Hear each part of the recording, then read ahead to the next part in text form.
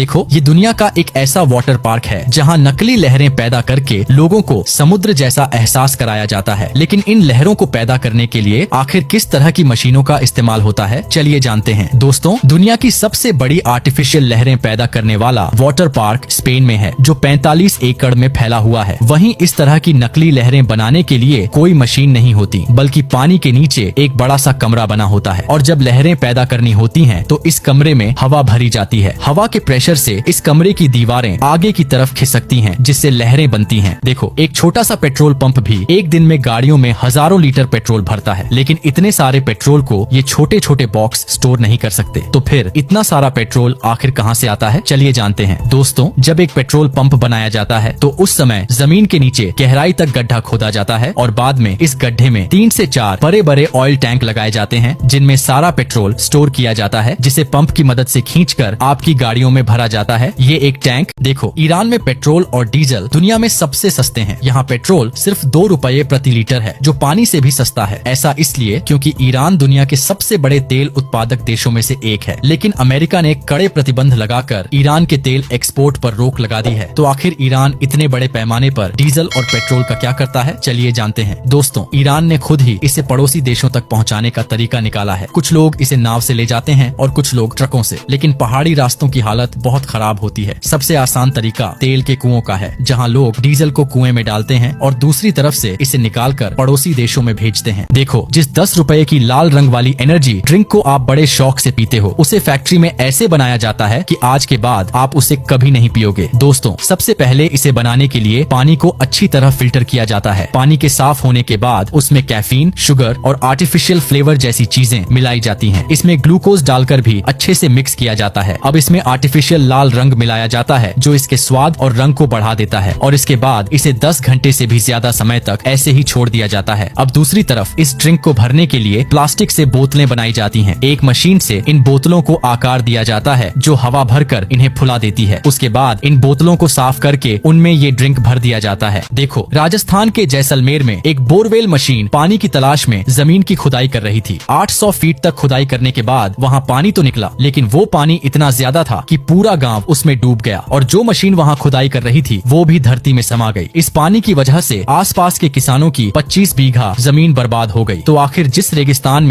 देखो, जब पहाड़ों में टनल बनाई जाती है तो टनल को लैंडस्लाइड से बचाने के लिए अंडरग्राउंड फेंसिंग करना बहुत जरूरी होता है, जिसमें सबसे पहले टनल की खुदाई की जाती है। लेकिन अगर इसे मजबूत नहीं किया जाए तो दीवारों से पत्थर गिर सकते हैं। इसे रोकने के लिए टनल की दीवारों पर ड्रिलिंग मशीन से गहरे छेद किए जाते हैं। फिर लोहे की जाली लगाई जाती है और उनमें मजबूत स्टील स्क्रू लगाए जाते हैं, जिससे जाली दीवार से अच्छी तरह चिपक जाए। इसके बाद जालियों पर कंक्रीट स्प्रे किया जाता है, जो दीवारों को और ज्यादा मजबूती देता है। जब ये सूख जाता है तो टनल की दीवारें बहुत मजबूत हो जाती हैं और पत्थरों के गिरने का खतरा काफी हद तक कम हो जाता है। देखो, कई बार कोयले को एक जगह से दूसरी जगह ले जाते समय उस पर पानी डालना पड़ता है। तो आखिर ऐसा क्यों किया जाता है, चलिए जानते हैं। दोस्तों, जब कोयले से भरी एक ट्रेन को लंबी दूरी तक ले जाया जाता है तो कई सावधानियां बरतनी पड़ती हैं, क्योंकि कोयले से निकलने वाली जहरीली गैसें हवा में फैल सकती हैं, जो आसपास के वातावरण को प्रदूषित कर देती हैं। लेकिन पानी डालने से ये जहरीली गैसें कोयले के साथ नीचे बैठ जाती हैं और हवा में नहीं फैलती, और साथ ही कोयला बहुत ज्यादा ज्वलन। देखो, जापान में लोग जली हुई लकड़ी से घर क्यों बनाते हैं? दोस्तों, असल में ये एक खास तकनीक है जिसे शुसुगी बान कहा जाता है, जिसमें लकड़ी को जानबूझकर जलाया जाता है, लेकिन एक नियंत्रित तरीके से। सबसे पहले लकड़ी के 3 बोर्ड्स को त्रिकोण के आकार में खड़ा किया जाता है, जिससे ये एक चिमनी जैसी बन जाती है। उसके बाद इसे जलाया जाता है ताकि अंदर की सतह कार्बन से कोट हो जाए। जब लकड़ी की सतह पूरी तरह से जल जाती है तो उस पर पानी डालकर उसे ठंडा किया जाता है। फिर उस पर ब्रश चलाकर राख हटा दी जाती है और आखिर में उस पर लगाया जाता है एक खास तेल, जिससे ये लकड़ी न तो जल्दी सड़ती है, न ही उसमें कीड़े लगते हैं और आग भी दोबारा आसानी से नहीं पकड़ती। देखो, दुनिया का सबसे बड़ा इंडस्ट्रियल हादसा आज से 40 साल पहले मध्य प्रदेश के भोपाल में हुआ था, जहां आज भी 350 मैट्रिक टन जहरीला कचरा मौजूद है। लेकिन अब जाकर इस जहरीले कचरे को भोपाल से साफ किया गया है, जिसके लिए यहाँ से 12 बड़े ट्रक भरकर कचरा निकाला गया। लेकिन इस कचरे को आखिर यहाँ से कहाँ ले जाया जाएगा और पिछले 40 सालों से इसे साफ क्यों नहीं किया गया, चलिए जानते हैं। दोस्तों, 1984 में कीटनाशक